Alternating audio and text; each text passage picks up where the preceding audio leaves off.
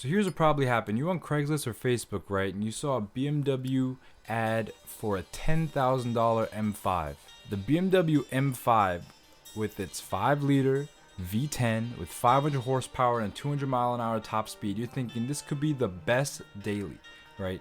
You could drive this car every day, have room for groceries, have room for the family, the kids, while on the weekends going to the track and hitting 200. I'm here to tell you why that is a bad deal and why you should never get a $10,000 BMW M5. The BMW E60 M5 has a 5-liter V10 with 507 horsepower and 398 pound-feet of torque. This 5-liter Formula 1 derived V10 was originally designed to only be paired with the SMG3 Trans. However, in the United States, because we like having manuals or something, BMW decided that for the United States and the United States only, we get a 6-speed manual transmission. Now, there are a lot of issues when it comes to these S85 V10s. The first and foremost problem that people seem to have the biggest issue with, and it happens to almost all M5s across the board at a certain mileage, no matter what year, facelift, pre-facelift, anything, is the rod bearing. Like every BMW from this generation, they didn't necessarily decide to cheap out, but they decided to make BMW drivers their test drivers, right? They did not properly test these cars before releasing them to the public, and because of this, BMW drivers had to pay the price. Around 60 to 70,000 miles is when you expect the rod bearings to go. Now for the earlier models, especially with the pre-facelifted models, they used copper material in the rod bearings, which made it easier to tell whether your rod bearings are going bad by just looking at the oil. If you could see copper flakes in the oil, you can know that your rod bearings are wearing out. However, in the later models, they actually stopped using copper and used the metal. I'm not exactly too sure what metal they used, but it looks very similar. It's silver, it's not copper color, so you can't tell whether your rod bearings are going bad, or you don't know what the shavings are, and therefore when you actually go to analyze the oil looking for shavings, you actually don't know what you're looking at. So you want to make sure you find a car with less than 70,000 miles. You want to make sure you find a late model, and you want to make sure that the rod bearings have been done. You don't want to get any car, I repeat, you don't want to get into any car that hasn't had the rod bearings done. With the M3s, you kind of risk it by getting a later model year, because that kind of took away from the rod bearing issue. But for the M5s, the rod bearings were the same across the board. They never made an improvement to them. They changed the material midway through production, but it didn't help the rod bearing case. They still failed. Other things that commonly go wrong on these S85s are the Vanos solenoids. These are the variable valve timing pumps that control your intake and exhaust variable valve timing. Besides the rod bearings being the main issue, there are lots of other issues these cars were plagued with, going from electrical issues to quality issues. The throttle body actuators, these failed. It's actually a MOSFET failure, so it's electronic failure with these actuators, meaning that you have to replace the whole unit. Some can be rebuilt. Some people have rebuilt them, but it's way easier, way more convenient, way less problems if you just replace the whole unit. BMWs from this era are actually known to be very electronically complicated, and so many different things could fail in these cars. I can't even go down the list of what could fail, because possibly anything could fail in these early to mid 2000s BMW cars. When speccing out your model, you want to make sure you look for a facelifted model. These were mid 2008s or later. Some 2008s are pre-facelift, some are facelift. You gotta actually look at the specs to see. There are a couple of differentiating factors, like the facelifted models have LED lights, LED tails, they have LED front headlights. The interiors are slightly different, the ashtrays are slightly placed in a different spot. It's a lot of subtle little things, but there definitely is a quality difference. The main thing you gotta look for with these cars is finding the best aftermarket warranty, okay? You need something that covers everything, because everything will go wrong with these cars. The vision was there, BMW, right? Y'all had the vision, but the execution was so poor. And it's sad, because I know this will never happen again. You guys will never ever make an M5 with a V10 naturally aspirated high red line. You'll never do it again, and it's really sad. As I mentioned previously, the M5 actually came standard with a 7-speed SMG. This was the SMG3, so this was the 3rd edition of the SMG Trans that BMW produced. In 2006, the first model year of the M5, they actually had a lot of issues with the SMG3, so you should avoid the first model year because of that specifically. One thing about the transmissions, a lot of people are going to look for the manual ones because they feel like the SMG3 is not a good transmission. I'm here to tell you that the SMG3 is actually a good transmission. Everyone keeps talking bad about these single clutch transmissions, like they're clunky, and I'm like, it's a single clutch transmission. It's less clunky than driving a manual. right?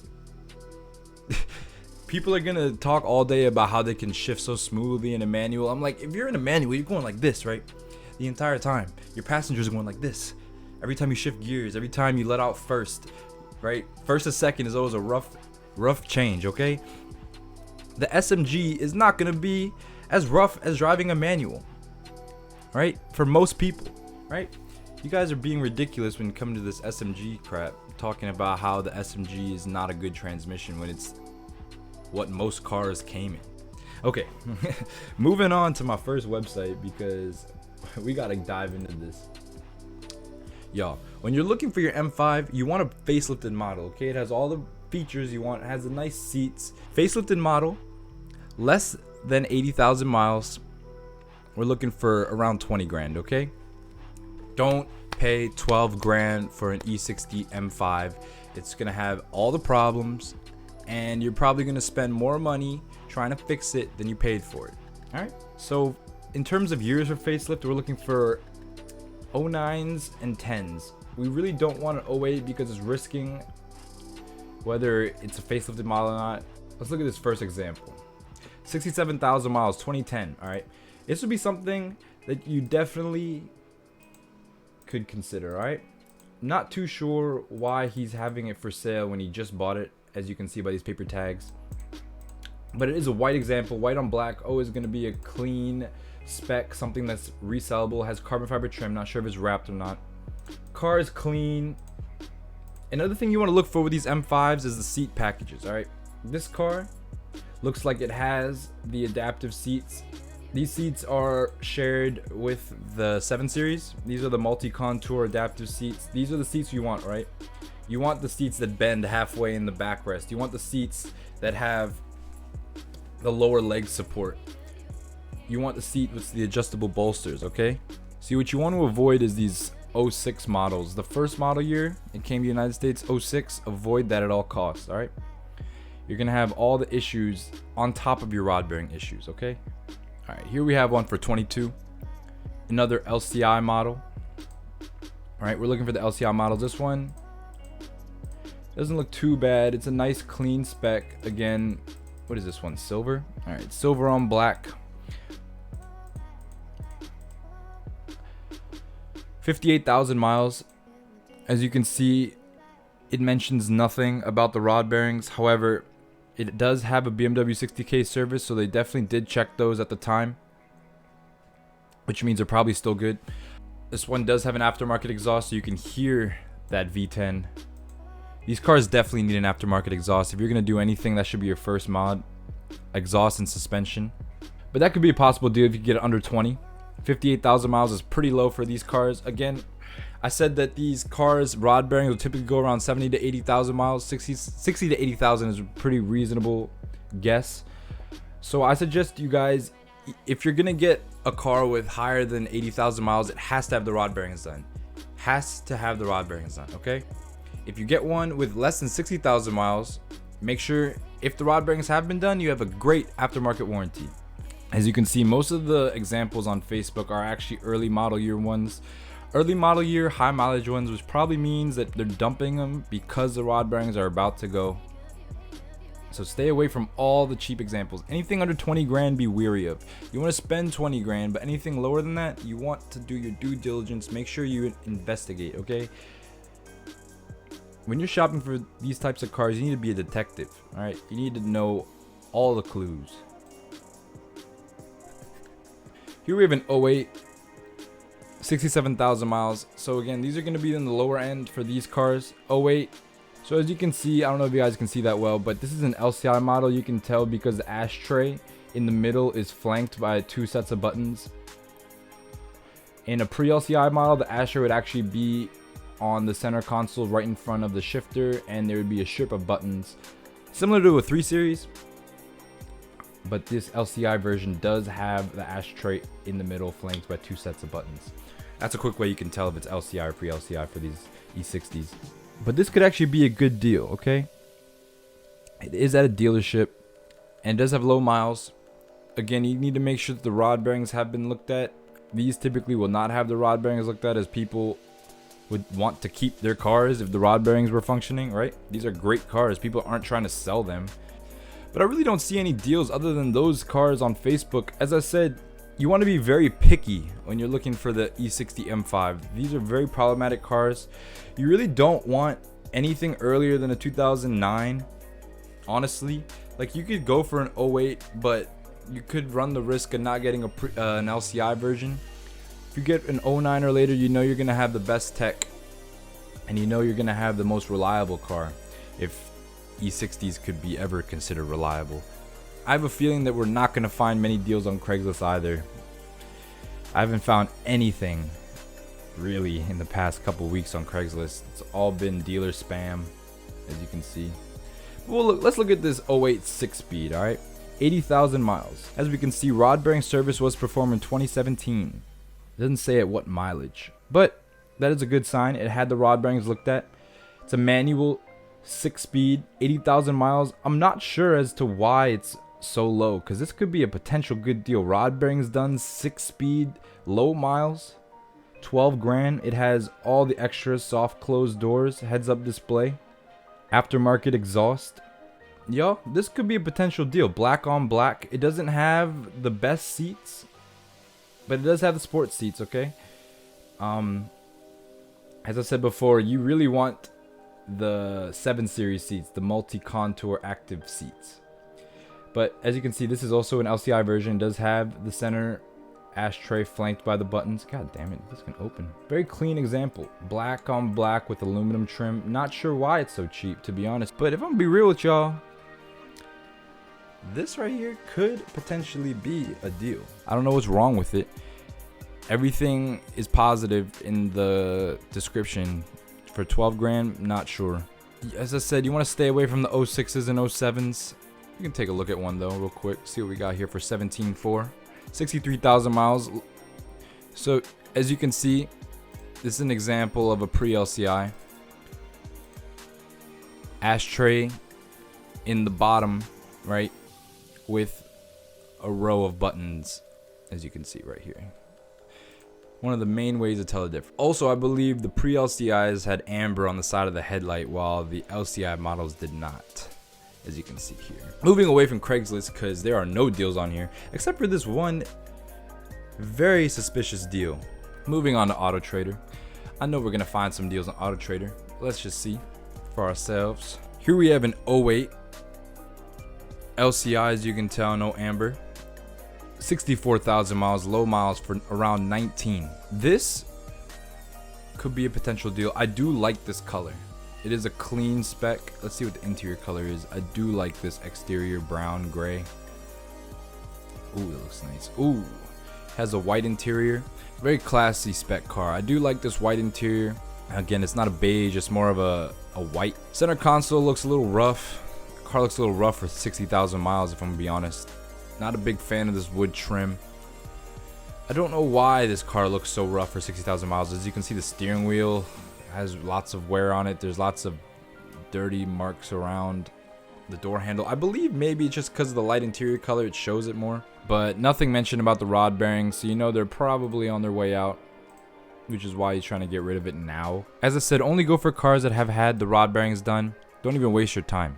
60,000 miles with executive package. Okay, this is something that you would want to go for. 60,000 miles executive package, 22 grand. If you could get this for under 20, you could potentially have a steal.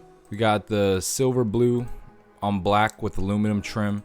Very nice spec, very clean car with the nice multi-contour seats. As you can see, the bend in the middle of the backrest to fully adjust your seats. Some of the best seats in the game. This one has an aftermarket exhaust. We might have already looked at this one.